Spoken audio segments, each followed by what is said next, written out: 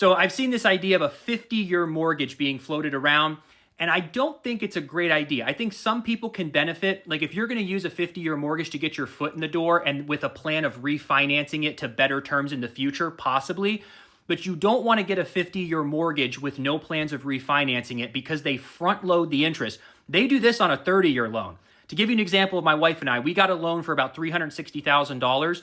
So for our principal and interest, it's $2,000 a month.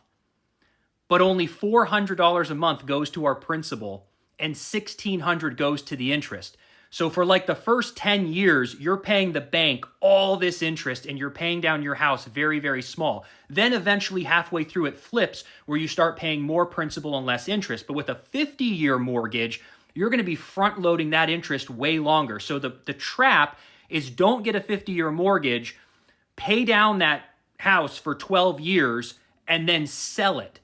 Because you're not going to have built much equity unless the property value skyrocketed, but you're going to be making such little payments towards your principal. So that's something you'd have to look out for, and it's kind of shitty even with the 30-year. That's why if you can afford a 15-year, which most can't, is actually the best case scenario. But that's the downfall of the 50. And then also, if you happen to be a rare case that you keep your house for 50 years, never refinance it, you're going to pay so much in interest to the bank that if you took that money, rented and invested, you would probably outperform whatever your house is going to be worth.